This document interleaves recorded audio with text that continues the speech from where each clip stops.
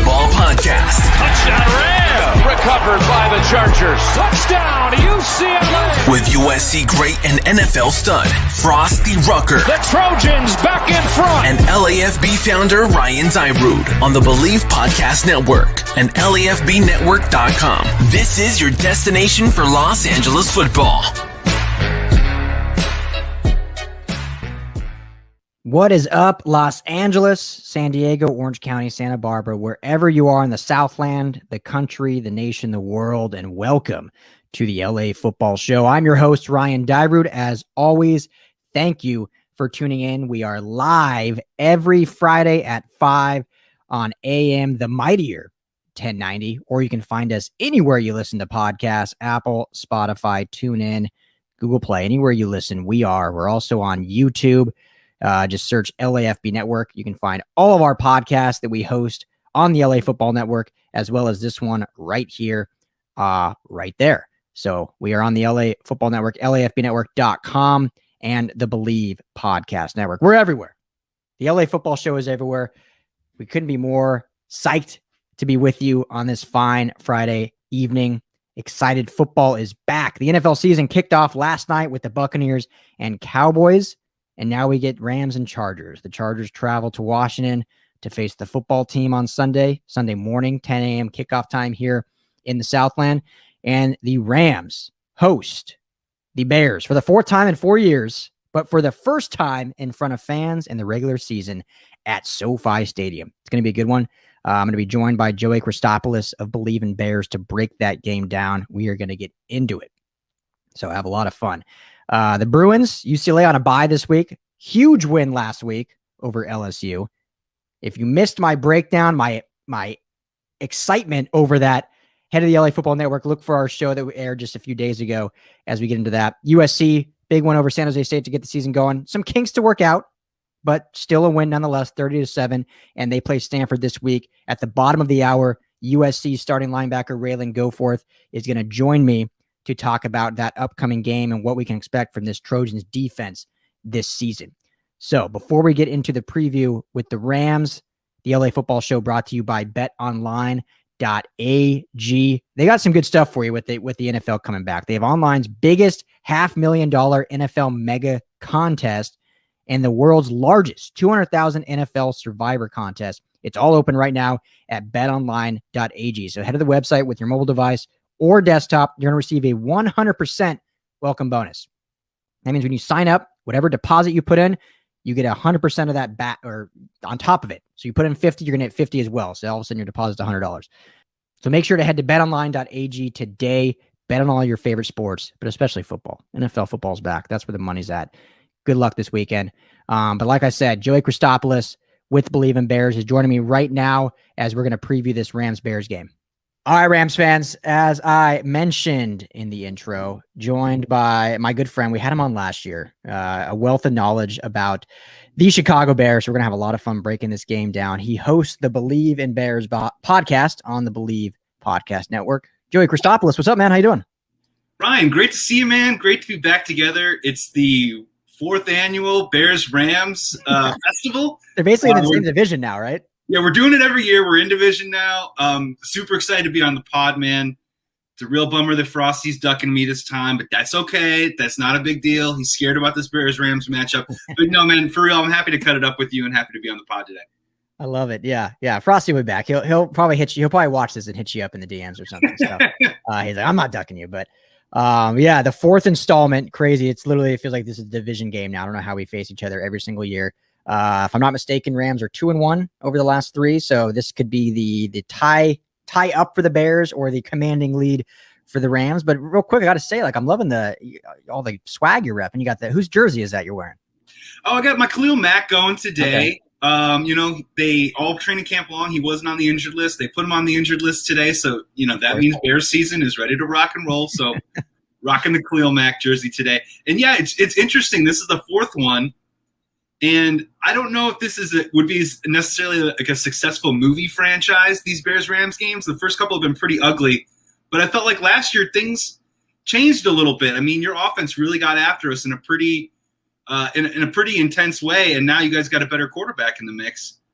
and it's going to be a really interesting game. Ryan, I've been working on a long-term podcast. It's an investigative journalist podcast, and it's called "Does Anyone on the Planet Think the Bears Are Going to Win Week 1?" And I haven't found anyone yet, man. Have you? Have you heard anyone that thinks the Bears got a shot this week? Well, definitely not out here. I mean, everyone is fired up about this Rams team, especially after Stafford. And, I think the media too is all most of them are all having them, Super Bowl, not necessarily favorites, but definitely Super Bowl hopefuls, which I don't think a lot of people have the Bears like that. Even our friends at Bet Online have the Rams at -9, I think. So a pretty heavy favorite going into this game. But, the Bears are always better than advertised on defense. The offense is another story, which we'll get to. But first, let me just ask you this. Give me the lowdown. How's this team looked in training camp? I mean, have they looked like they're improved? They look like they're taking a step back. I know a lot of people, are not or were not super pumped that Matt Nagy was retained. Are you in that camp? How's this team looking going into the season? Well, let's start with, I definitely was out there with Ryan Pace and Matt Nagy feeling like we needed to move on last offseason.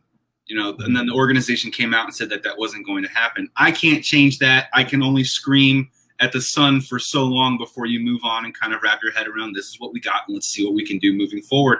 It's been a really interesting, entertaining training camp just because of Justin Fields. I mean, he has been the shiny toy that everyone wants to talk about at every single second of every single Bears conversation. But then again, there's been a lot of things that have flown under the radar, some of them good, some of them bad. Let's start with the bad real quick. The offensive line, again, is an issue. We drafted Tevin Jenkins in the second round. The guy never even got on the practice field, had a back injury, went under the knife. Hopefully we get him back this year. Honestly, I don't think we get him back at all. So we go out and we sign a 39-year-old Jason Peters, who's going to be on the other side of the field of a 39-year-old Andrew Whitworth. Two guys that are somehow older than me. That's how I know. Giving me a little bit of that youth for just half a second there with those guys on the offensive line. So that's been a huge question mark. And then, of course, because we keep talking about the offense and Andy Dalton and Justin Fields' offensive line, we are still kind of underrating a front seven that is by far the biggest strength on the Chicago Bears right now.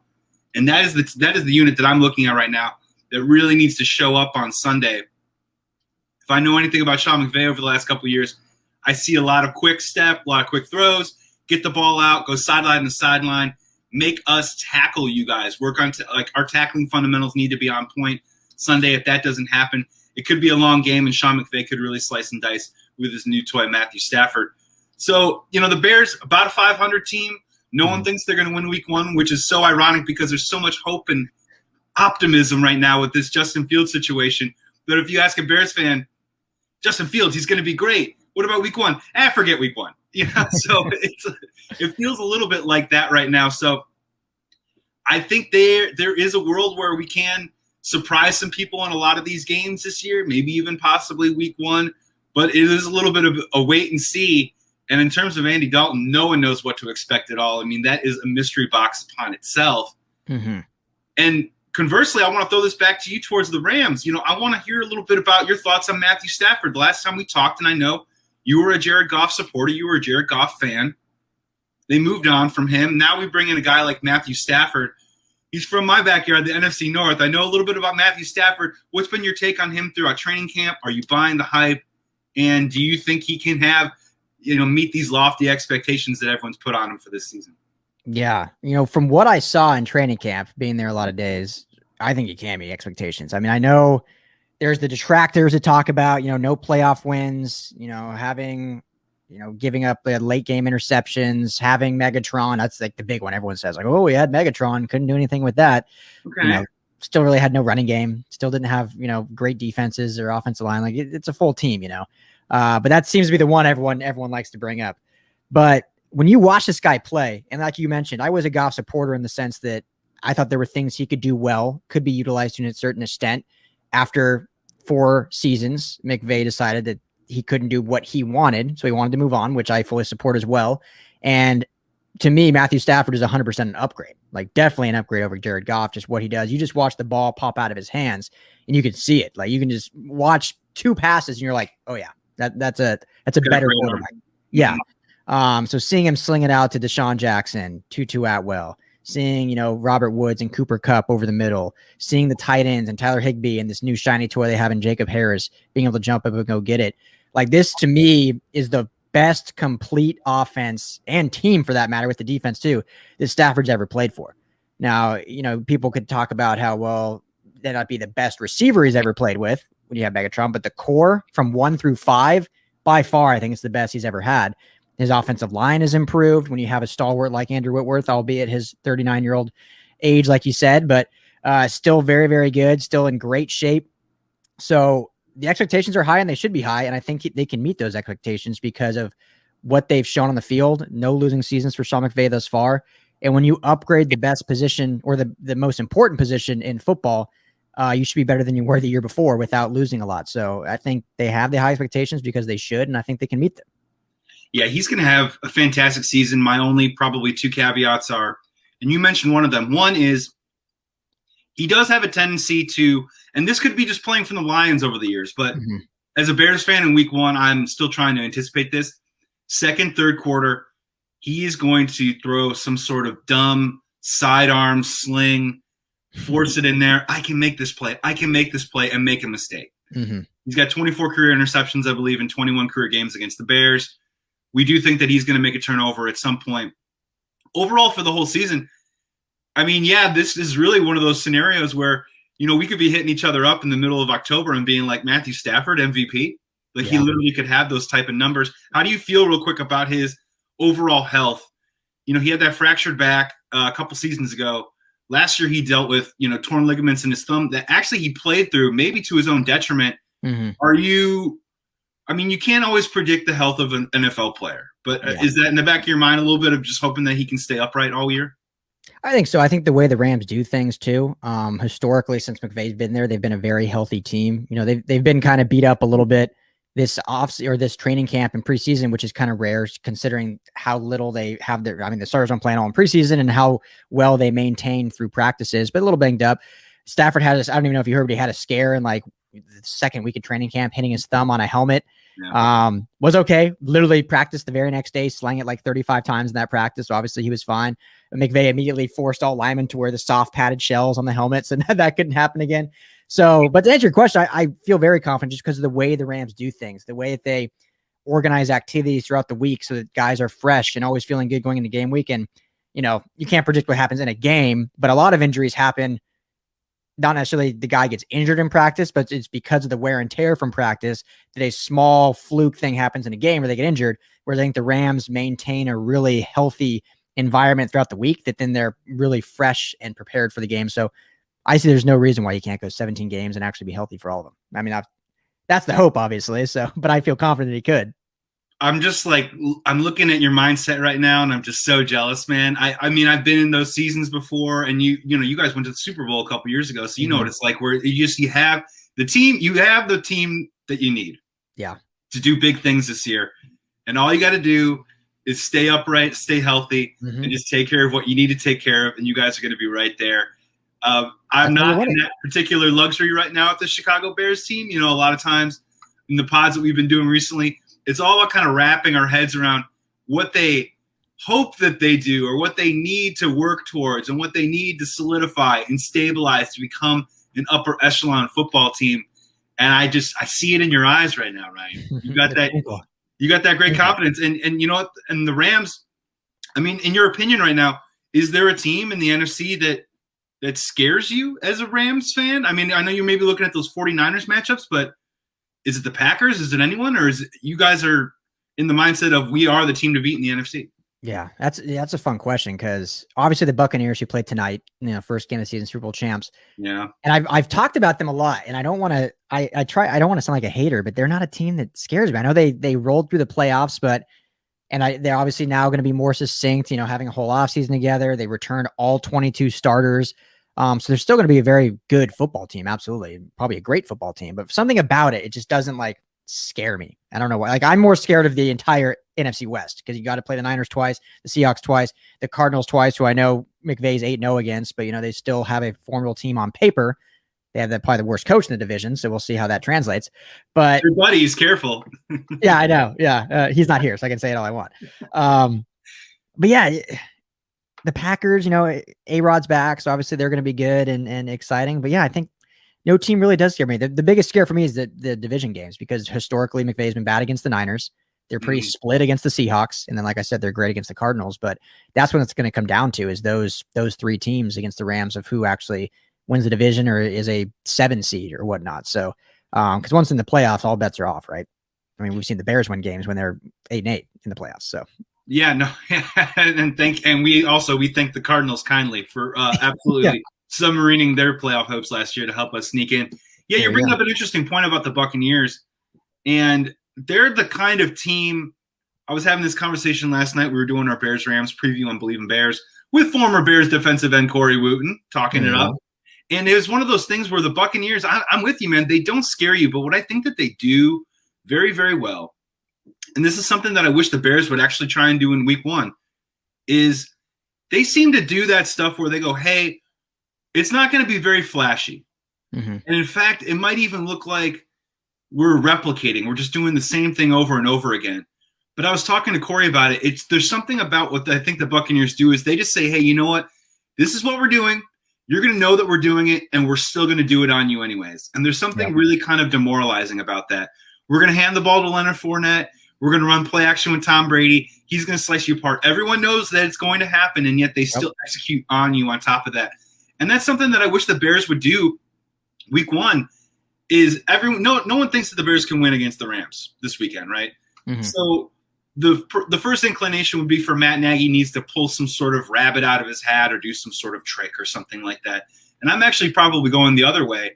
Is I'm just kind of hoping that we keep the game really close in that first quarter, maybe get a couple first downs, but just keep hammering the plays that we want to run a functioning offense and get to the point where hopefully, whatever that HB dive, I want the Rams to know it's coming, and I still want us to have success and get those 3 or 4 yards. Now, are we going to be successful? I don't know, but it's that kind of mentality, I think, that the Buccaneers have that I hope that maybe the Bears can kind of instill a little bit. And you know what? The Rams do it too a little bit, I think, like where McVay's a very creative offensive play caller, but from an outsider's perspective, you kind of know what you're going to get a little bit from him, and yet they do it anyways, right? It's like, of course, like, a quick little, jet sweep to whatever, Robert Woods, a quick little slant to Cooper Kupp. We all kind of know this stuff, and then they do it anyways. That's what is the marker of a great team is when you just go out there and execute your game plan and just put it on people. And Corey was like, man, when you do that, it's just so demoralizing. And I don't know if it's something it's coming and you can't stop it. That's when you've been beaten. Yeah, totally. And I think that's something maybe the Buccaneers have a little bit that I hope the Bears can maybe, have a little bit going for them when we play week 1. Yeah, the Bucs do, and that's just been Brady's MO his whole career. I've talked many times about how if you watch games of him, whether it was the Patriots now the Bucs, like 85% of his passes are like shorter than 5 yards. And he'll just like lull you, and then they'll hit the deep 50-yard shot. Oh, he's throwing to James White? Oh, interesting. Yeah. Shocker. Oh, Ronald Jones is all of a sudden a pass catcher now who couldn't catch anything. That's what they do. And to your point about the Rams is McVay, and I love McVay, and I think he's one of the top 5 coaches in the game. And you're right to an extent. Like he does that, but there's sometimes, and all coaches do this, it seems, which is frustrating. Obviously, they know a lot more than me, but we're doing a podcast. So we can talk about how we want. Sometimes they get too, I'd say they overcoach or they get too cutesy with it. Like the Rams last year when they ran the ball 30 plus times were, if I'm not mistaken, undefeated, or maybe they had one loss. Like when they ran the ball 30 plus times, they could not be beat because they stuck with their number 1 defense and they smash mouthed it down your throat. But then there are games where they drop back behind a field goal. They'd be losing by a field goal, and all of a sudden they'd abandon the run and drop Jared Goff back 38, 40 times, and they'd finish the game with 16 rushes, and they'd lose. And you see that, and you're like, what are you doing? Like, you don't lose when you run the ball. And I think McVay himself has kind of learned that. He just realized, okay, I can't do what I want to pass the ball, and I can't do that with what Goff gives me, hence why I'm going to go get Stafford and give up the world for him. But B, I think he realizes too that this team and this offense is going to go through our running game, and that's going to open things up for the play action, for the passing game. So yes, they need good teams do that, and they just lull you to sleep to open up the big plays. And bad, or not even bad teams, but teams that are not quite good enough to make it the whole way are the ones that overcoach or get too cutesy. It drives me crazy. Well, yeah, and that's what's the biggest fear with the Bears heading into week 1 is this concept of we're going to come out there and look, we're going to try and establish the run. We're going to try and get Andy Dalton comfortable. We're going to try and give him some easy throws and maybe work in some play action, right? Yeah. But if that doesn't work after the first couple drives, Matt Nagy has this tendency to just chuck his plan out the window. go very pass heavy, start, Wasn't there bringing out the I don't want to cut you out. I'm sorry. But wasn't there a game last year when, you guys had David Montgomery, who was highly touted out coming out of college. Obviously, he's had his struggles or whatnot. But wasn't there a game last year where he ended up running the ball like 6 times because they decided to throw it like 40-something with Trubisky?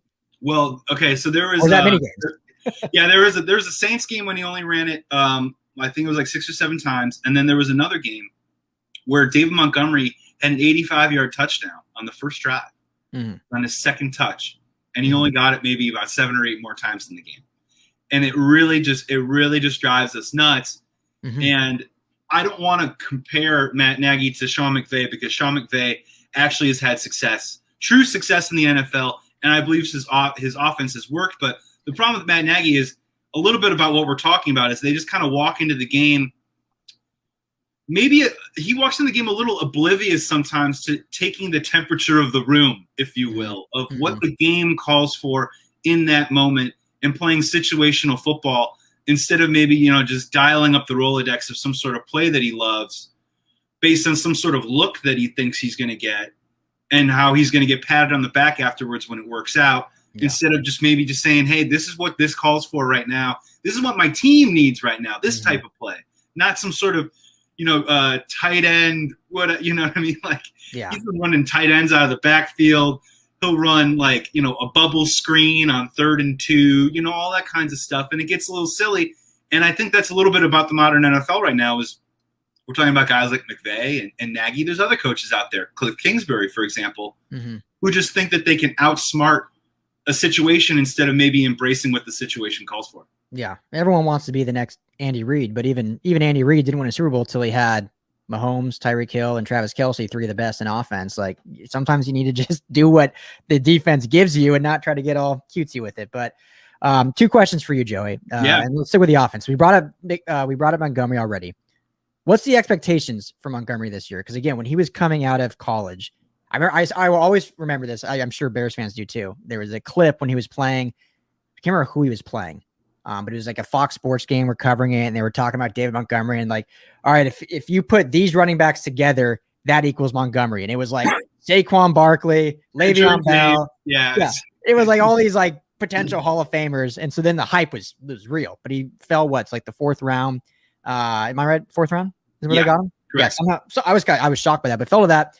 Had like up and down, rookie season or whatever. But what's the expectation for Montgomery this year? Is it expected for him to take that step and be? I mean, every back should have over 1,000 yards now at the 17th game, but what's the expectation for him? I'll just leave it at that. I mean, let's be blunt. Expectations are high. I mean, he was the number 1 running back the last 5 weeks of last year when they actually finally decided to commit to him. And by committing to him, it was, give him the ball, 2 or 3 times in a row. And he has a little bit of that old school mentality, a little bit of he gets a little bit better as the game goes along. He gets better when you give him multiple carries in a row. It's not just like handoff on 1st down, see you next time we get another 1st down. Keep feeding it to him because the guy does not have top-end speed, and that's probably what's going to separate him at the end of the day from being one of these elite guys like the McCaffreys, the Cooks, the Kamaras of the world. I don't know if he's ever going to get to that probable range, but can he get in the Chris Carson range? Yeah, he can. I would hope. Yeah, God, I would hope so. And it's not the top-end speed, but it's really just, the yards after contact. I mean, the dude is a really tough guy to bring down. He showed a nice ability to catch the football. Last year, that was something that kind of like snuck up on him a little bit. And I'm just really curious to see how they utilize him, not so much as we're talking about touches as much as we've got a guy named Damian Williams on our team right now. Yeah. And to his credit, he's had a really good camp. And the last time we saw this guy, he was running for over 100 yards, running over the 49ers in the Super Bowl. He opted out of last year. Now he's back in the fold. We don't have Tariq Cohen until week 6 because he's on the PUP list. But Damian Williams, I think, is probably the best backup that we've had in quite some time. And, you can kind of attest to it a little bit. You guys have been rotating your backs a little bit the last couple of years, trying to see, is it Henderson, is it Akers, Malcolm Brown, who's it going to be? Now it's Sony Michel. But I think Montgomery is probably one of our better offensive weapons. We need to utilize him properly. And by utilizing him properly is that old school mentality of getting him a rhythm as quick as you possibly can, getting that established. Let him try and hit some people a little bit. And, man, if we can get that going, the whole Andy Dalton experience might not be as painful or, as frustrating as a lot of Bears fans want to make it seem like. because I do think Andy Dalton can still complete a pass. I still think he has an element of accuracy to his game. Mm-hmm. I haven't seen him on the field yet, but dare I say, he could be a skosh better than Mitch Trubisky. And if we can get Montgomery rolling a little bit, I think we can kind of sort of, it could be an aloe for a lot of different problems that we have going on in our offense right now, and an offensive unit that's been bad for 2+ years now.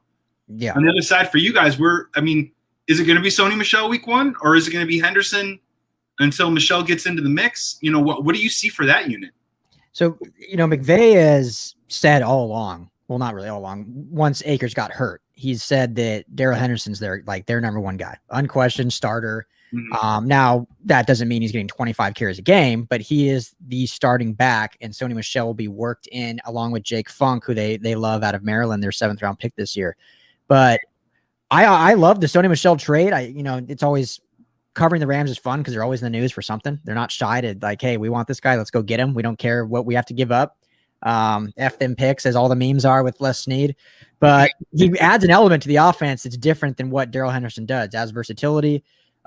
He kind of got buried on the Patriots depth chart, but he still averaged like 5.6 yards a carry last year. So very efficient. So to answer your question, yeah, Darrell Henderson's the guy. I mean, he is a starter.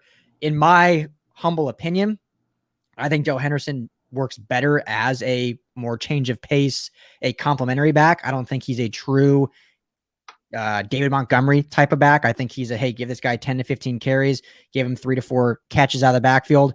And that's great for me because he's a slasher that can hit the hole hard and give you a 60-yard plus run out any time of the game. But he's not a guy I want running into the line of scrimmage, 20 plus times bashing his head in because he's been kind of injury prone too. So, but as of now, everything McVay says, Henderson's the guy, and then they'll sprinkle Michel in as he gets to know the offense better. But we shall see about that. Follow up to that real quick, and this might be me asking you to describe, the pain of having a paper cut. But if you had one concern going into this week's matchup against the Bears, would it be getting your running game going, or what would be a kind of a nightmare scenario for you against the Bears this weekend?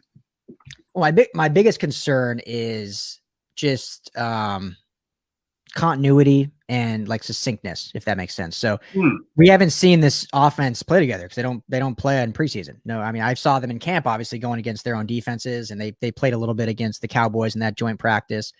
But we haven't seen it in a true game situation. So my only concern is the rhythm, the timeliness, because I truly believe, little things like that. So, and I truly believe, and I'm not saying this to be disrespectful to the Bears. It's any given Sunday. They can absolutely win. But I just believe overall, once this offense gets rolling, they are going to be really hard to stop. Like I said, you have receivers 1 through 5 who are all dynamic. I mean, Kupp and Woods, in my opinion, are a top 5 duo. I mean, not one guy is a top 5 guy, but as a duo pairing, they're top 5. And you throw in Van Jefferson, who they're super excited about out of Florida. And then you had Deshaun Jackson and Tutu Atwell as your deep threats. And then your tight ends, not to mention. And then you have the backfield, the stable backfield. So once this offense gets rolling, like they're going to be hard to stop. But that my only fear is it might take 2-3 quarters. And that's when you hope the defense, who also has a new defensive coordinator, is just kind of, keeping the Bears offense in check as the offense kind of gets up to speed. So it's probably a cop-out answer, but that's kind of my one. I mean, you guys got a good squad. You know what I mean? And I have not found a human organism on the planet Earth that thinks that the Bears are going to win in week 1. So, I mean, that's a very fair answer. And I agree with you, man. I do think, I'm hoping it's not week 1, but I do think at some point this season, you guys are going to have a 6, 7, 8 game stretch where Dan Graziano on ESPN or something, they're going to all be writing articles about, the offense and the rejuvenation of Matt Stafford and the Rams and all that other kinds of stuff. I'm sorry, I want to hit you with one more because this is one of the ones I definitely wanted to ask you, and you just brought some of the guys up. I remember when we played you guys last year, and I remember really what the X factor was that we couldn't stop. Was that you guys were able to utilize your third wide receiver so well. And I think it was Reynolds last year. Yeah, correct. I think it was. He caught a touchdown like in the second half of the game too as well. And, everyone wants to, put all the focus on Robert Woods and Cooper Kupp and stopping those guys. But again, I think McVay really was very smart to find moments to really gash us with that third wide receiver. So for you heading into week 1, is that Van Jefferson? Is that Tutu Atwell? Who's that third receiver that maybe Bears fans and, the Bears coaching staff needs to keep an eye on? It's a great question. If you look at probably the depth chart and maybe if the coaches, gun to their head had to answer, I think Deshaun Jackson is your wide receiver 3, but I'll put that in quotes because the way they're going to run the offense is your top 2 are obviously Woods and Kupp, but depending if they do 3, 4, 5, probably not 5, but 3 or 4 receiver sets, there's not necessarily that wide receiver 3. It's going to be stemming from the actual route tree and what they're doing, whether you're spamming, you're running 2, crosser routes with the guy going deep up the seam to open things up and make the safeties choose.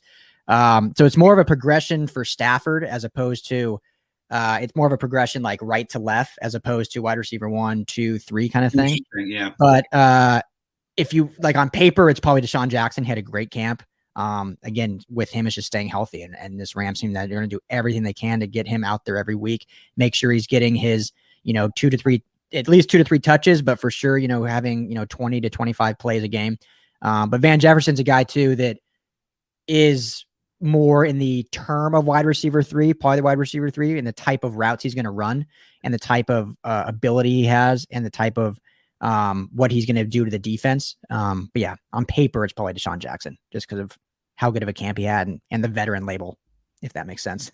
Yeah, I look at that and we're talking about all the big receivers and stuff. I just see the Rams taking advantage of that on us. And that's probably one of the bigger concerns that I have matchup wise. Like picture this, Joey. Picture this. And this is what gets me fired up and I get nerdy and talking about sometimes X's and O's. So picture this as a route combination. And how do you stop it as even an elite defense? So you have Matthew Stafford, who has great vision. People can say whatever they want. The guy has good vision and has obviously one of the top 5 arms in the game. So you have, Robert Woods on your left side, maybe your X receiver running a 10-yard, we'll call it a comeback route. So that's your one option. Cooper Kupp on the right side running a 7-yard slant. So he's kind of going across the middle. Then you put Deshaun Jackson in the slot running a seam route. And then you have Tutu Atwell as like a scat back almost running just one of your 2-yard out routes. So then you decide, okay, am I going to stay over the top, cover Deshaun Jackson? How am I going to guard these 2 guys coming over the middle? Well, then Tutu is going to, who has like 4.2 speed coming out of the backfield. You hit him on the easiest dump off ever. That's a 20, 30 yard plus play right there. So the things they're going to be able to do to stretch defenses out with this offense gets me fired up. It has me super excited to see how McVay's thinking and how it's going to come together. And now it's just about execution and timing and getting it all on the same page. Yeah, and to your point, too, I mean, it isn't all about Stafford. It's about Stafford getting the ball into the hands of those playmakers. Because I think the yards after the catch, and we already know this with Kupp and Woods, but yards after the catch, I think is going to be pretty paramount to your guys' success. And then you throw in a guy like a Deshaun Jackson in there. It's not just all going to be about Stafford. It's just about putting it in the right place. Yeah. Just moving it around, finding it, and putting it into space. And again, that's what's worrying me about week 1 is that it's not going to be so much about, oh man, he threw that beautiful 45-yard bomb. It's going to be more about, oh man, he got the ball out quickly to Cooper Kupp and we can't tackle him. And a 2nd and 6 turns into a 2nd and 2. Mm-hmm. We can't wrap up. And then you guys are converting easy 3rd downs. Or that situation that always happens, and I know you guys have that mentality of it's 3rd and 8. We do a great job in coverage. He dumps it off, but we can't wrap up and tackle. So what could have been a 3rd and 4 turns into a 3rd and 8 turns into a 4th and 1. Yeah. And you guys go for it and you convert because we can't tackle because we're trying to cover all these guys in this space and those little extra yards, that little extra space that makes down and distance so much easier. And I think you guys are going to be able to play that all season long. Yeah, that's the hope. And I know that's what McVay wants to do. And, it's that methodical process that then is going to open up the gash plays and the exciting plays, which is what they want to do with Stafford being here. And one other funny point about Stafford, not really funny, but the fantasy football community, it's fantasy football. I get it. But, obviously these people do their research. They look at tons of analytics and stats. And like I said, there's been detractors with Stafford and a lot of them brought up, well, look, last year he had Kenny Galladay and Marvin Jones and all these receivers. If you look at just fantasy, and I'm not talking, we'll see how they go in the season. But if you look at Kenny Galladay now with the Giants, Marvin Jones now with the Jaguars, they are in the fantasy community, like bottom tier receivers. Like they're projected like 8 points a game or whatever, 9 points a game. So it's like Stafford does bring something obviously to the table that makes the receivers a little better too. I just found that funny. I did a draft yesterday. I'm like Kenny Galladay is like wide receiver 31. Like what? Kenny Galladay is a walking questionable. All right. I get it. It's great that he's on the roster when you Google the roster and his name is on your team. Yeah. But the dude is not going to play for you. And that's a huge issue. And man, look, they dealt with a lot of stuff, and I can't even believe I'm defending the Lions right now, but it's actually really true, is Marvin Jones is a great number 2, maybe even a number 3 receiver. He's not even close to a number 1, and he probably isn't a number 2. And you're correct. He's a 12th round fantasy draft pick. So, ooh la la, let's go crazy for him. TJ Hawkinson and Stafford had a great thing going, actually. That was the best part of their offense last year. And then, the offense got a little bit worse, and then obviously the thumb injury with Matt Stafford really hurt him. He had torn ligaments in his thumb, and he was playing with it. This is not going to help you play great football. And then on top of that, they had a running back, DeAndre Swift, who was dropping passes all over the place.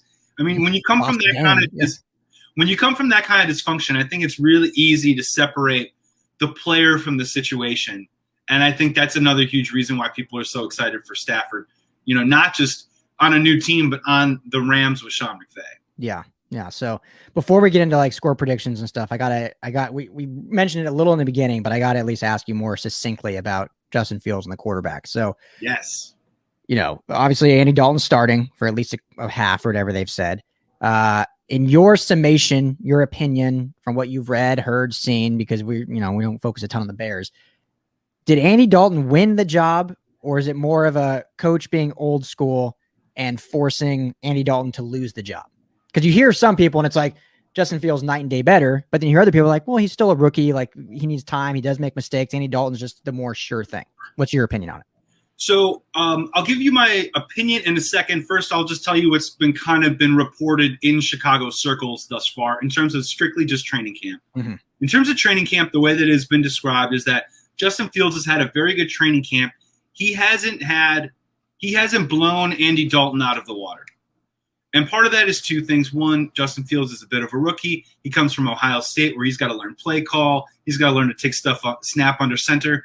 And you know what? We might not care about that stuff, but football teams definitely care about that stuff because you got to have that cleaned up before you get in the game. Yeah. The second part about it is, according to all reports, Andy Dalton's had a good camp.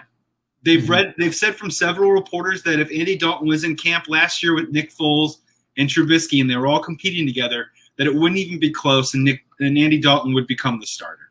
So just based on those things alone, it's easy to fit into the narrative of now what my opinion is from all along, which was that when they brought Andy Dalton in, they talked to the agent. They said, hey, man, you're going to be our starter no matter what. Yeah. They draft Justin Fields, and then they go sit in a room far away from a football field and write up on this drawing board of how they want this plan to go. And you can call it loyalty. You can call it discipline if you want to be kind. And you can also call it short-sighted and what's the point of evaluation if you want to be critical, where they just walked into the first day of training camp and said, I don't really care what happens. Andy Dalton is going to get the first crack at this thing. Mm-hmm. And maybe the only wiggle room that they were going to have was, maybe we can evaluate once the season starts and we can decide when Justin Fields will come in, whether it's game 4, game 6, 8, 10, whatever number you want to throw out there and say. So we're not damning Justin Fields for, he did what he needed to do. Some of the plays in preseason look fantastic.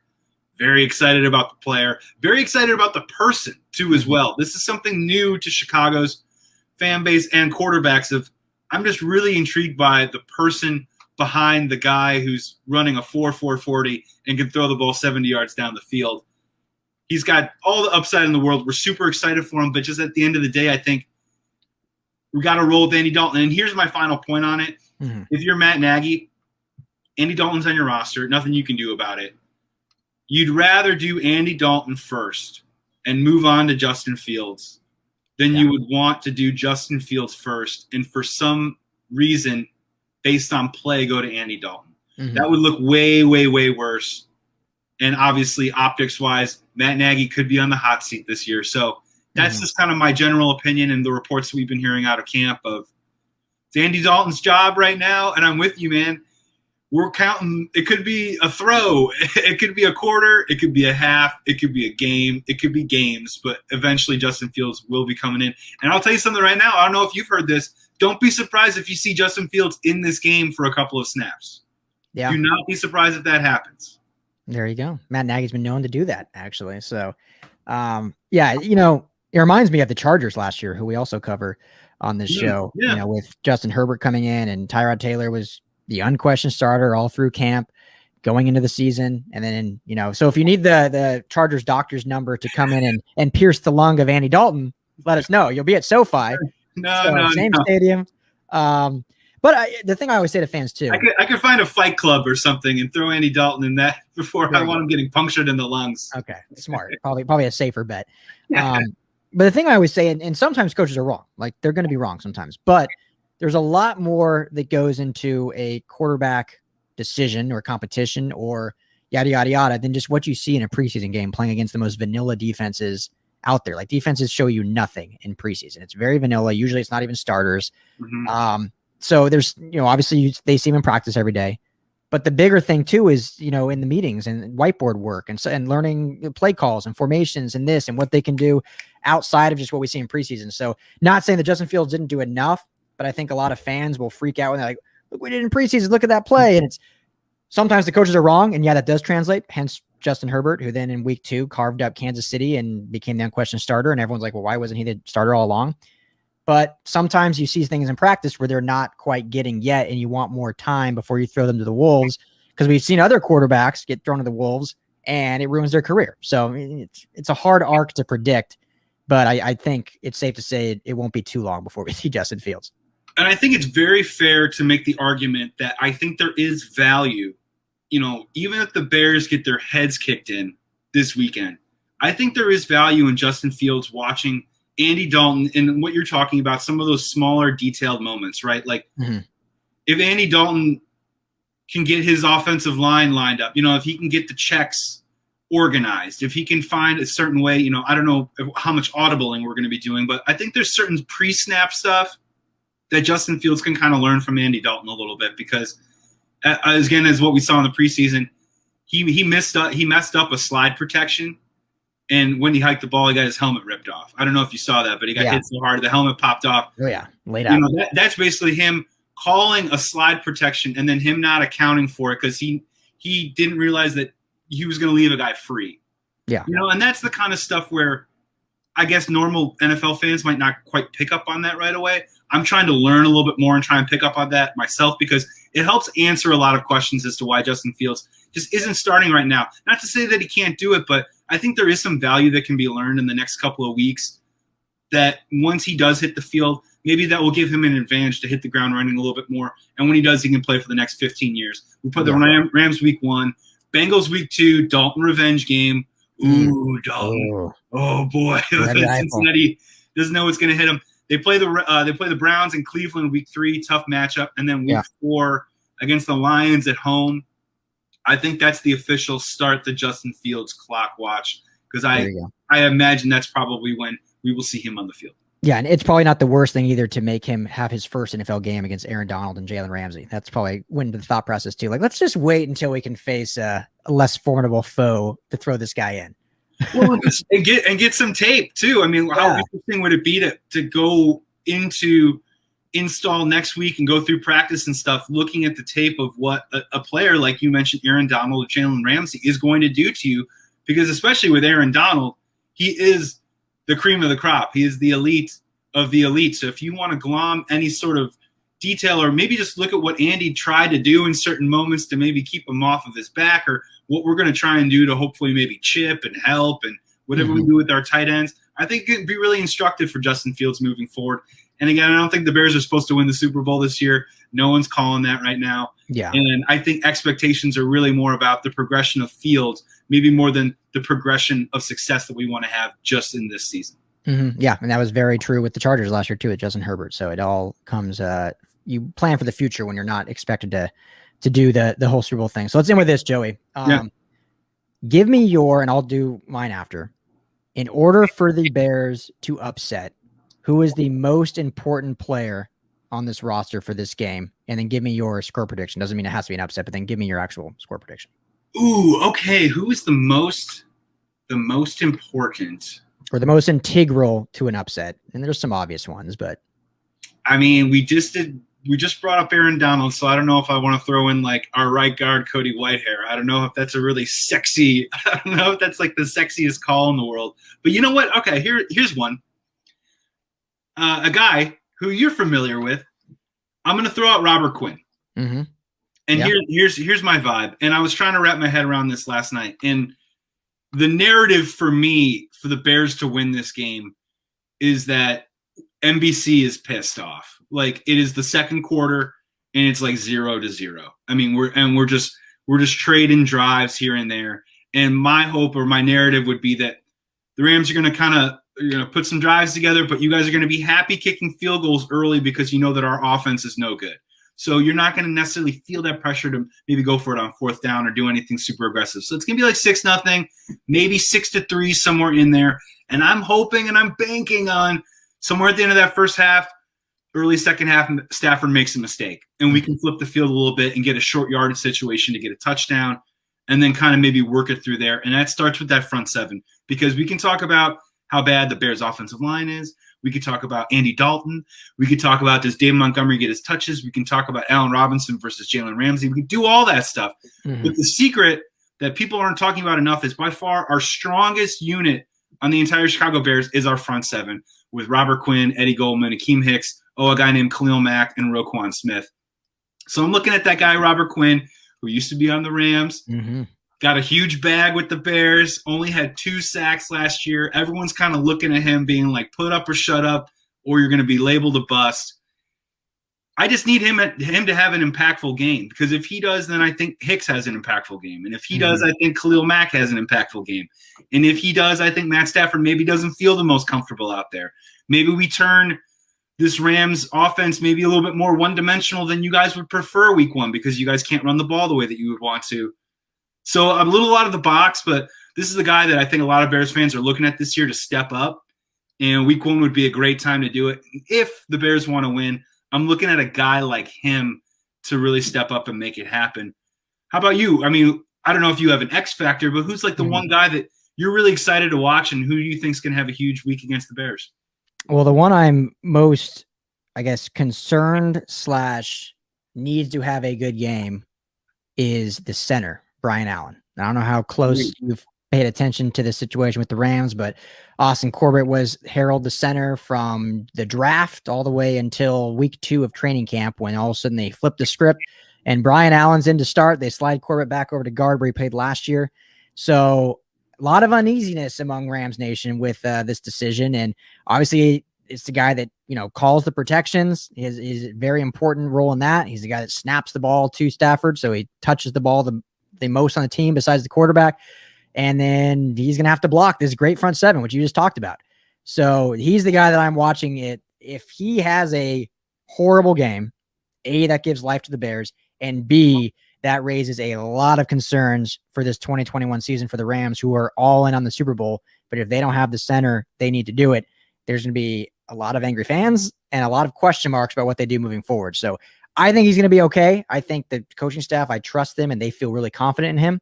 But after what we saw early on in his career in 2019, and then obviously facing injuries and COVID last year, there's just not a lot known about him. So he's definitely the guy I'm circling, saying, okay, it goes through Brian Allen literally and figuratively, because if he plays well, then this offense can get rolling. It might take him a quarter, but if he's playing well, then everyone else I think will play well aside from him. So he's that big. You can call him an X factor, because it's good or bad, it's going to go through him. That's interesting. I did not know that. That's a good piece of intel for us Midwesterners over here. There you go. And look, man, I know you have every right in the world to be super excited about the Rams this year, and it's a long season.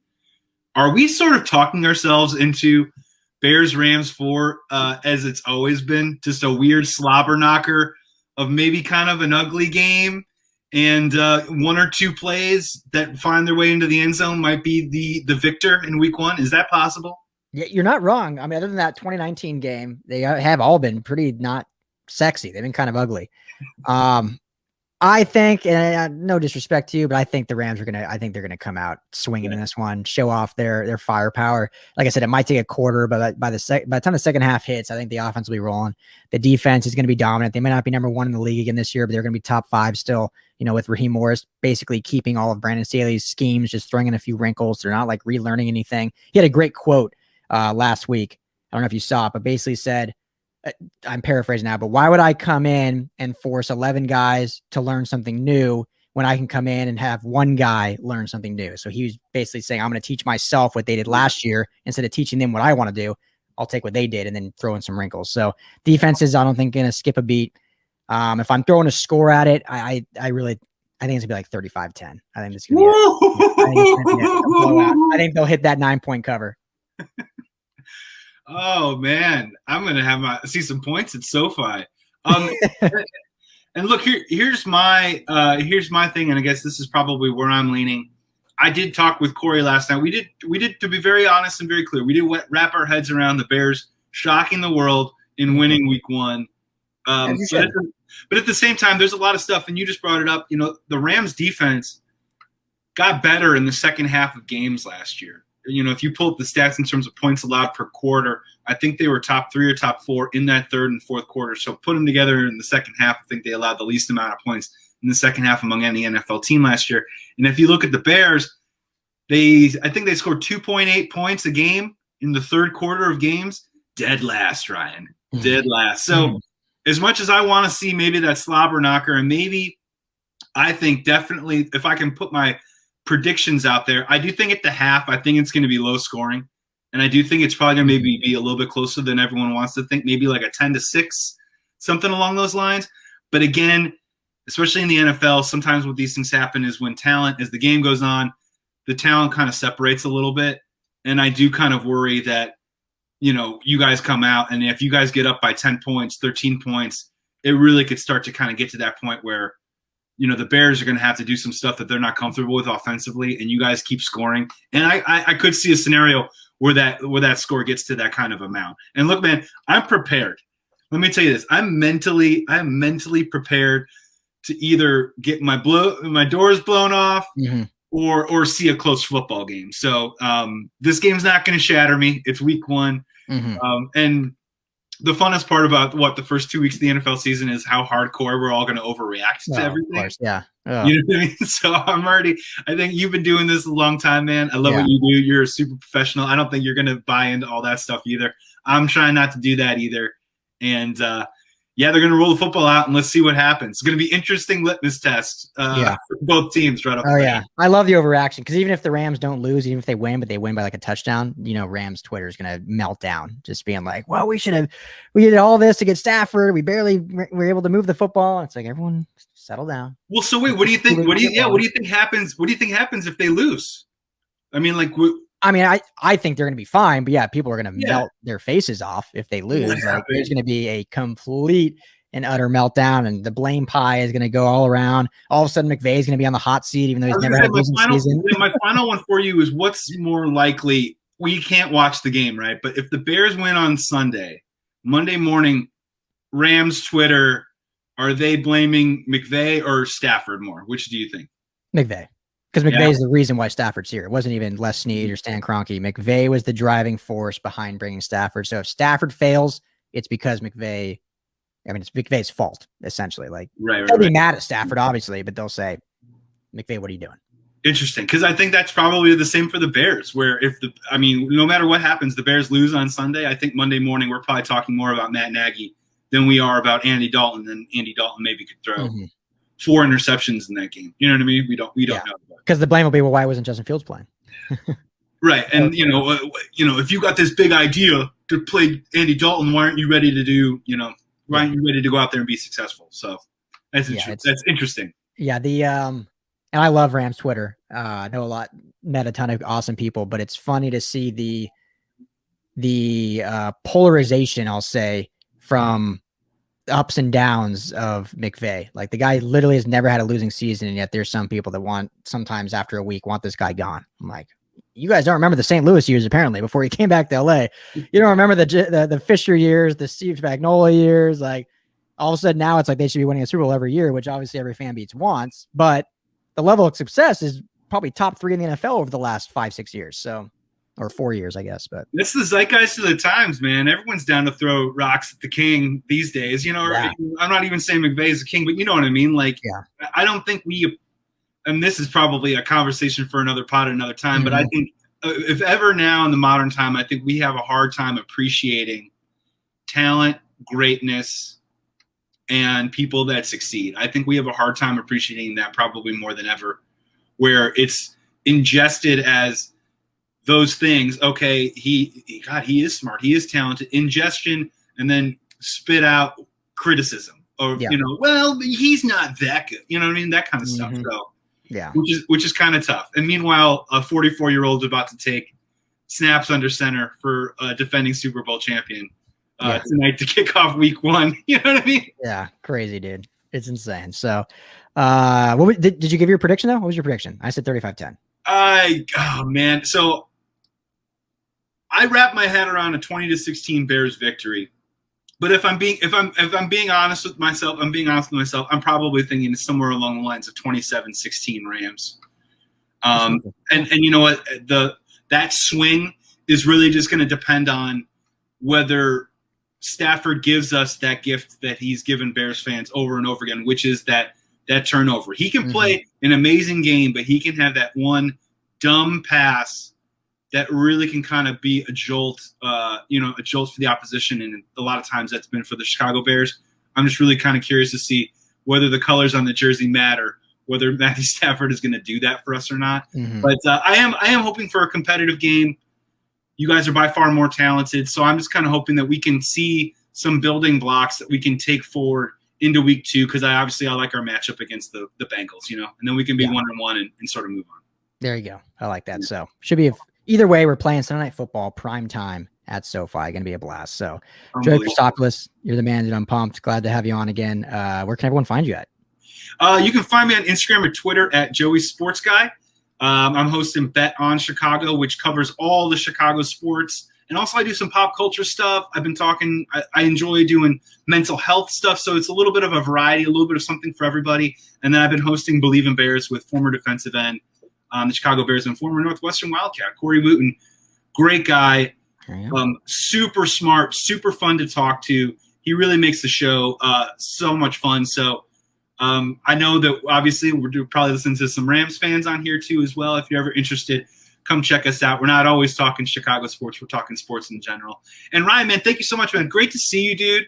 I tell you, dude, I've been with Bleav now for 2 years, and you were one of the first guys that kind of hopped on my radar, man. And I just have always admired, you work hard, dude. And I really admire that. I love the content that you put out. I love, the banners, everything that you do with LAFB, the merch, all the stuff that you do with Frostee, man. So always a pleasure to talk to you, man.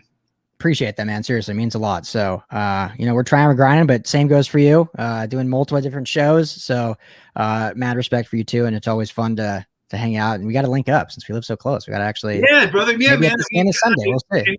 In normal times, we would have already done it, but let's try and figure something out, man. I would love to do that. We'll make it happen. And I got to talk, I got to talk to Corey. I didn't realize, I don't know why, that he was a Northwestern guy, because on the Chargers side, first round pick, Rashawn Slater played at Northwestern. So I'll have to maybe get his take on him later down the line. But anyway, Joey, appreciate you, brother. Hope you have a great day and enjoy this game Sunday. Yeah. Thanks, Ryan. Go Bears. All right, Rams fans. So how are you feeling about this game? Hit me up on Twitter at Ryan Dyrud, LAFB. You can comment below wherever you are listening. Should be a good one. Finally get to see Matthew Stafford in horns. A lot of fun with Joey there. We actually had a longer conversation. So if you want to hear the whole conversation, make sure to go to LAFBnetwork.com or just look for the podcast on Apple, Spotify, and you can listen to the full 50-minute breakdown there. But with that, we're going to take a quick break. When we get back, Ralen Goforth of the USC Trojans. All right, welcome back to the LA Football Show. Already covered our Rams as they face the Bears. We're going to get into the Trojans and Cardinals, or Cardinal, I should say, Stanford, and our Chargers and Washington. I will end the show with my take on how that game will go. But if you're a beer drinker, guys, if you haven't been listening, or if you have been listening, but you haven't gone, you got to check out Brewery X. My friends, located in Anaheim on the La Palma Beer Trail. Beautiful beer garden. They have a huge facility. Plenty of outdoor space, so it feels plenty safe there with everything going on. But they have phenomenal beers, 30 beers on tap, bunch of hard seltzers. But if you don't want to go in person, you can go get them at Bevmo, Total Wine, Trader Joe's. They're everywhere across the Southland. This is just an awesome company, one that we are proud to be sponsored with. We're going to do a lot of fun stuff with them this season. Tailgates, party buses, more on that later. We're going to have a lot of fun with Brewery X here at the LA Football Network. So make sure to check them out. Or you can go to brewery-x.com for more information. But let's go ahead and welcome on Ralen Goforth, linebacker for the Trojans right now, and have a fun conversation talking about this Trojans team, the expectations, and looking forward to Stanford this Saturday. All right, joining me now on the LA Football Show is USC's linebacker, Ralen Goforth, who plays for your Trojans. Excited to talk to him about last week's victory over San Jose State and looking forward to playing Stanford. But Ralen, how you doing, man? I'm doing good. Thanks for having me. Absolutely, dude. So thanks for taking some time. And, let's look back to, first this finally football is back. What was the feeling like being at the Collie with fans actually in the stands after playing last year during the COVID season with no fans? What was that like actually having people watch you guys play? Oh, it was a surreal feeling, last year, with no fans in the stands, you make a play, nobody's there but your teammates to celebrate with you. So now having those fans and adding that factor in, it's great to have that atmosphere back in college football. Yeah. I like to say this all the time. I played high school ball. I wasn't very good, but I did play, so I can relate a little bit. And there's absolutely like an energy you get from, the roar of the crowd and that you just don't have, like, for instance, when you're at practice and you're just, you obviously build off each other, but there's not that same energy. So how much did that help last week? When after, Drake Jackson's pick and then you get the pick 6 later in the game and you hear the roar of the crowd, how much do you guys just feed off that as opposed to last year where you're just trying to get amped up with each other on the sidelines? Yeah, it's definitely different. We try to simulate it in practice, with the speakers booming and everything, but you're never going to match the Coliseum and the fans that help pack the house. So, having the fans there to support, and helping that momentum, it creates a big change in the game. Yeah, absolutely. So we're all happy to be back there watching you guys, supporting you. So talk to me a little about Todd Orlando, your defensive coordinator, also linebacker coach.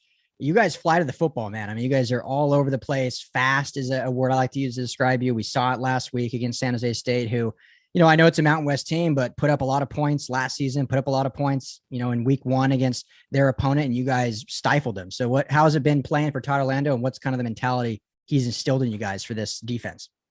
Mainly just a brotherhood and, going to war with each other, He always says, it's easy to fail yourself, but when you have other people that's relying on you, you don't want to fail them. So, when you have a person that has to make a tackle one-on-one out in space, yeah, that's good. We have to make those tackles, but what about we have 2-3 people around the ball to help make that tackle? So it's all about swarming to the ball. And, when we get there with bad intentions. So that's something that we really emphasize this offseason, with COVID, still being a factor, but not limiting us as far as having a spring ball this season and going through that whole offseason. So we were able to really fully install, like Coach says all the time, like install the culture and everything of, swarming to the football with bad intentions. Yeah, I love that, bad intentions, because it shows on the field, and, guys get fired up by, another teammate getting a tackle, and you're all there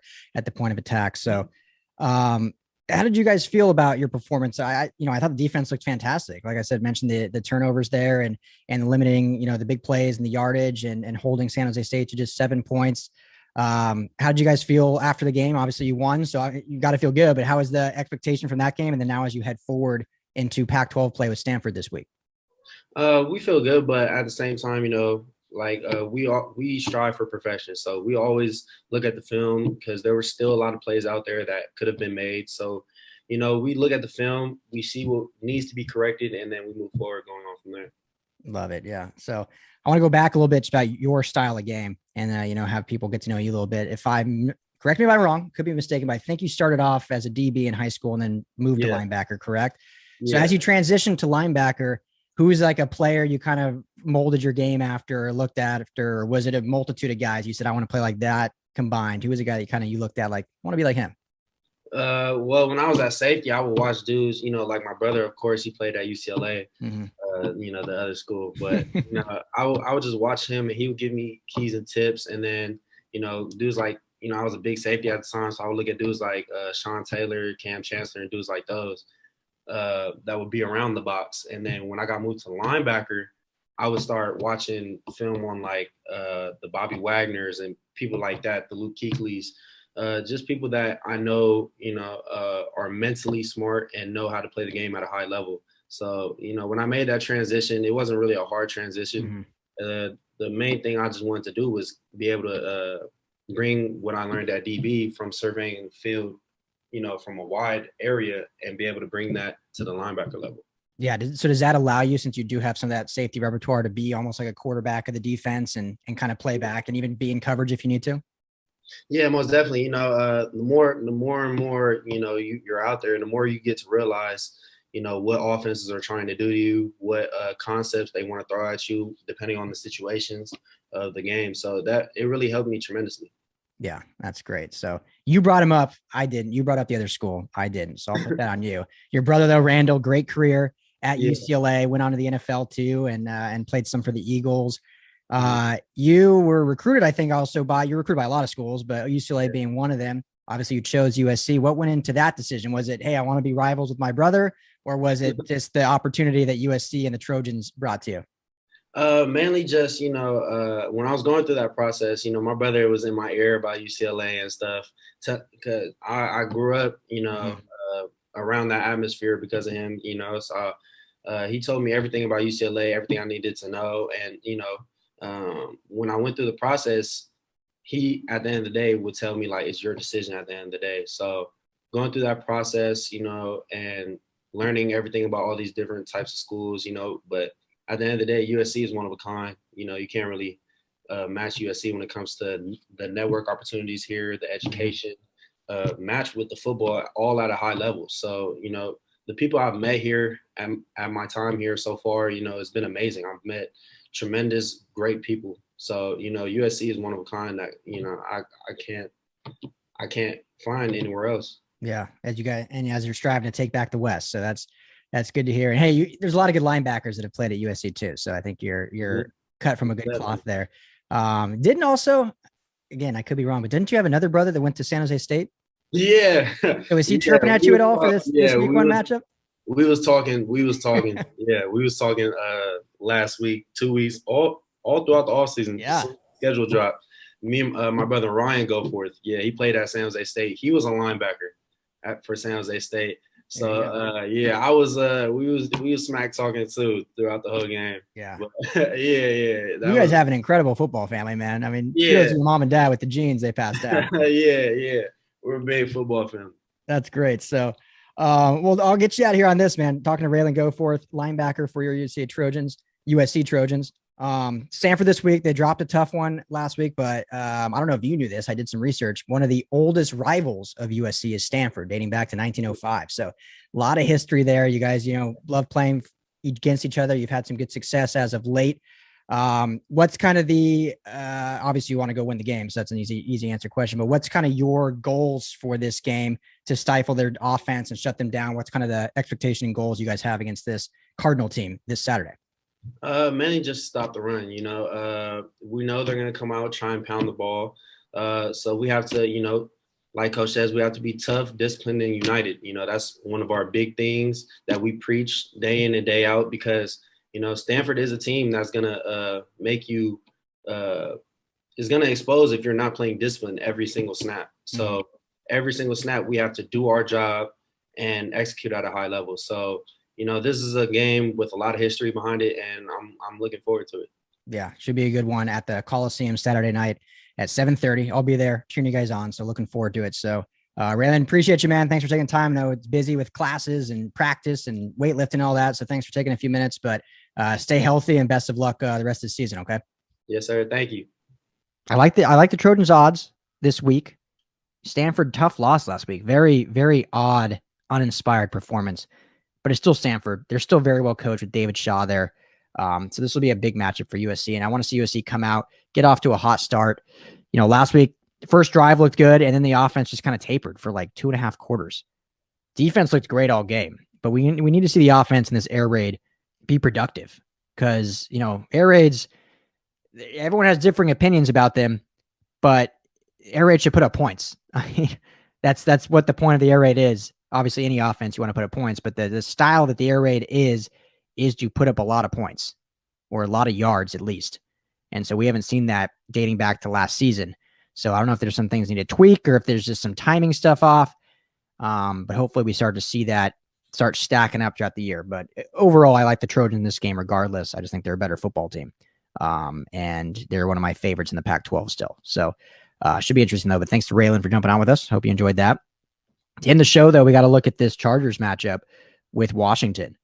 This is a tough Washington team. I mean, they made the playoffs last year. I know they went 7-9, but they made the playoffs. They almost beat Tom Brady and the Buccaneers with Tyler Heineke as their quarterback, who was in the XFL prior to last season. And they took them to the brink in that first round playoff matchup. They probably played them the best out of any team in the Bucs run.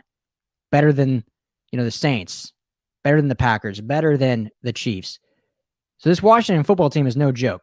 They have Ryan Fitzpatrick now at quarterback. Fitzpatrick is, fun to watch, but he can put up points. He also makes a lot of mistakes, which this Charger defense needs to force, but he can put up points. They have a good running back in Antonio Gibson. They have a decent offensive line. Terry McLaurin, Scary Terry, I should say. Great receiver, great young wide receiver in this league. But the defense and the front seven is the bread and butter of this team. And with what the Chargers did this offseason to rebuild that offensive line, tear it down to the studs other than Brian Bleav, and rebuild every piece with Oday Aboushi, Matt Filer, Corey Linsley, and drafting Rashawn Slater. They knew that was the most important thing to A, protect their quarterback in Justin Herbert, but B, if they wanted to be successful, they needed to start in the trenches. Now, unfortunately for them, their first test of the season goes against arguably the best front seven in the NFL. And I've said many times on this show that offensive line continuity takes time, sometimes years. You see some offensive lines that really struggle 1 year as a new group, and by year 2, though, they look like a much improved group. So this unit might struggle this week. And I would implore fans or caution fans to not freak out. A, this is the best front seven in football. Chase Young, rookie defensive player of the year. He's an arguably defensive player of the year this year. There's a lot of props out there having him with the most sacks this season. Jonathan Allen. You have just list them. There's a ton. Every guy could be a Pro Bowler in that front. So there's going to be some growing pains and there's going to be mistakes made. But we want to see the growth throughout the game. If we can see the offensive line grow throughout the game and then have Justin Herbert make plays on his new and improved, weapon list that he has, adding Josh Palmer, who I think is going to have a tremendous year as a rookie, not getting talked about enough. He's going to be a really good rookie wide receiver in this league and for years to come. He's almost a blend of Mike Williams and Keenan Allen, which is high praise, but that's how good he can be, I think. So those are things we want to look for, how this offense line improves, how they do in pass pro, but how this offensive play call will do to alleviate some of that. Because sometimes you can call plays, if you know your weakness is your offensive line, with eventually this will not be the weakness of the Chargers. Eventually this offensive line, because of the players they brought in, Corey Linsley, arguably the best center in the game, Oday Aboushi and Matt Filer, versatile, good additions for cheap. Brian Bleav, if healthy, can be a solid tackle, if healthy. And then Rashawn Slater, arguably the best tackle in the draft. So far, proven to be the best tackle. I know Panetta Seals has had his issues in Detroit thus far. So they eventually will not be the weak link of this offense. But to start the season, we have to assume they will be. So much new, so many moving parts, new coaching staff, new systems, schemes, play calls, check with me's, all these different things. There's a lot going on. And when you go against the best unit in football with Washington, you need to set your expectations a little lower. And so play calling with Joe Lombardi can alleviate some of that. Quick passes. If the running game isn't working and you need to go to the passing game, well, don't put more stress by asking your offensive line to block 2 to 4 seconds. Bubble screens, quick slants, stuff like that are going to take the pressure out of that offensive line and basically take the game out of the Washington's front seven's hands and not allow them to dictate the tempo of this game and dictate what the offense does. You're the offense for a reason. You need to be on the offensive and dictate what you want to do. Now, you're not going to be able to do everything you want because you're not going to have 5 seconds back there to throw, 50-yard bombs. But you need to be the one to dictate. Joe Lombardi and Justin Herbert need to be the one to dictate, okay, let's go to the short passing game. Don't let the defense all of a sudden 3 quarters in force you to say, all right, the running game's not working. Deep ball is not working. We don't have time. We have 4 sacks already. We should probably start doing short passes. No, they need to dictate that from the beginning. And if they do that quickness, that tempo, then it's going to open things up to hit stuff over the middle. Open up the running game. These are smart coaches. They know this. So that's what I'm going to be looking for, though, in this offense. How the offensive line improves throughout the game and how play calling can alleviate some of the stress from the offensive line and Justin Herbert. So Austin Eckler popped up on the injury report on Wednesday with a hammy. Did do some sideline work on Thursday. I would expect him to be a go on Sunday. If you follow me on Twitter at Ryan Dyrud LAFB, follow our website where we have all of our articles, follow our main Twitter handle at LAFB Network. We'll have all the updates for you. So if that's a concern or if you just want to know fantasy stuff, we'll have the updates. So we'll let you know for sure when Eckler is a go, but I would anticipate he will be all good to go for this game. As he said all offseason long that he is really looking forward to it with this new offense, with this new coaching staff to get rolling. So the defense for the Chargers now, same thing. Brand new system. Brandon Staley is such a highbrow coach. He's going to do whatever he can to put his players in the best position to succeed. But that being said, it still is a new system that all these guys are learning. And so I wouldn't expect by week 1 there to be no mistakes. I mean, there's going to be some miscues, some unknowingness. But if we saw the Rams last year, they came out of the gates pretty good against that Cowboys team in week 1. Maybe, struggle a little bit early on. I think if I remember the first half, Dallas moved the ball pretty well. They stalled one in the red zone at the end of the first half. Darius Williams had a phenomenal tackle. I can't remember if it was on CeeDee Lamb or Amari Cooper on 4th down. But before that, Dallas had been moving the ball well. But the biggest thing with Brandon Staley is his adjustments. That's what's made him so great, is those halftime adjustments. So I would expect this Chargers team to maybe show some of that in the first half, make those adjustments in the second, and then clamp down for the rest of the game and give the offense the opportunity to either take the lead or keep the lead. This Washington offense has some nice pieces, but it doesn't scare me. The defense is what scares me. So if the offense of the Chargers cannot make mistakes, can stay clean, I think the Chargers defense will give the offense the opportunity to win the game. And if this coaching staff and this team can get off to a 1-0 start, that's exciting. Obviously, that sounds so dumb to say. Of course it is. But you have to have lower expectations when you have everything so new, so brand new with players, schemes, coaches. So if they get off early and get rolling good, the sky's the limit for this team. Brandon Staley's second right now in odds for Coach of the Year, just behind Bill Belichick. That's the excitement level around this team and this coaching staff. Vegas usually knows what they're talking about. Not saying they can predict the Chargers season, but they can tell when there's a lot of hype surrounding a team and it's because of their coach. And that's what Brandon Staley has done for this city and for this team and this organization, and why they have a really good chance to be good this year in year 1. And it starts on Sunday, 10 a.m. against Washington. So we will have all the coverage for you throughout the game and after the game, along with the Trojans and the Rams. So all of the teams we cover, keep it right with us. LAFBnetwork.com, or just go to our Twitter at LAFB Network, or we do live shows, live streams on YouTube right after the games as well. So really, we have you covered. Got you covered. But yeah, Chargers fans, let me know how you feel about this one. Hit me up on Twitter at Ryan Dyrud LAFB. Comment below on your thoughts of this Chargers team heading to Washington. So I'm just amped, guys. I'm so amped that the football season is back, locked and loaded. Finally, it's been a long off season.